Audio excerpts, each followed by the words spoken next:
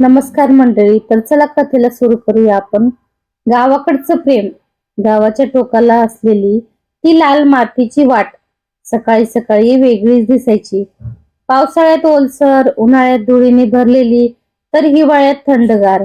पण त्या वाटेवरून चालताना दोन हृदयांना एकमेकांची चाहूल लागली होती.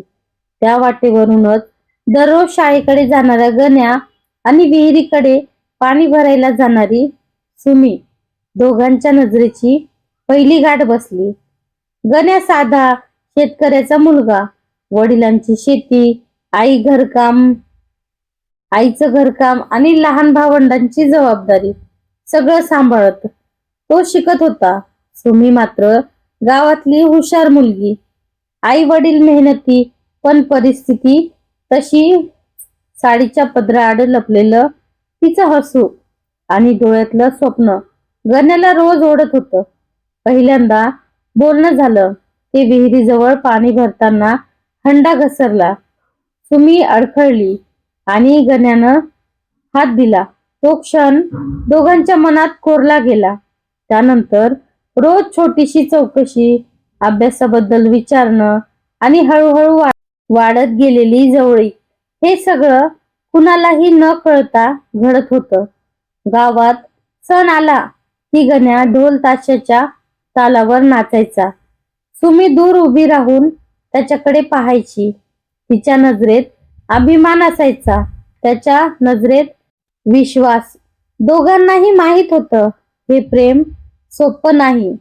जात, परंपरा, गरिबी या सगळ्यांच्या भीती उभ्या होत्या.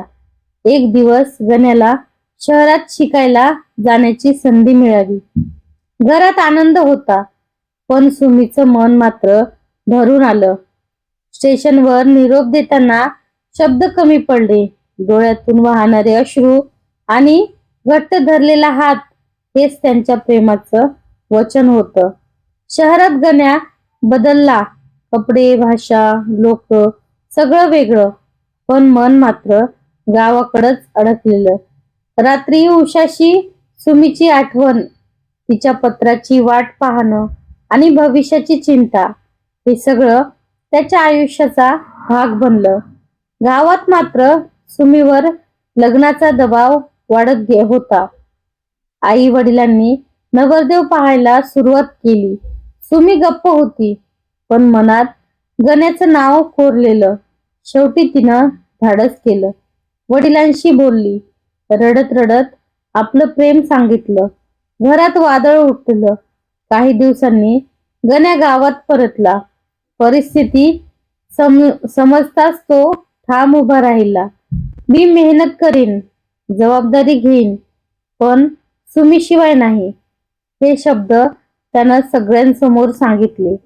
गावाने, नातलगांनी विरोध केला, पण दोन मनाची चिकाटी जिंकली. शेवटी साध्या पद्धतीनं त्यांचं लग्न झालं. मोठा थाट नव्हता, पण मनापासूनचा आनंद होता. मातीच्या घरात शेताच्या कडेला उभं असलेलं ते छोटस स्वप्न खरं झालं. आजही सकाळी तीच लाल मातीची वाट आहे. गण्या शेतात जातो, सुमी अंगण झाडते. दोघांच्या नजरेत पुन्हा तीच पहिली ओळख चमकते. गावाकडचं प्रेम असंच असतं, शांत, खोल आणि आयुष्यभर साथ देणार. तर कशी वाटली कथा नक्की कमेंट करून सांगा. भेटूया.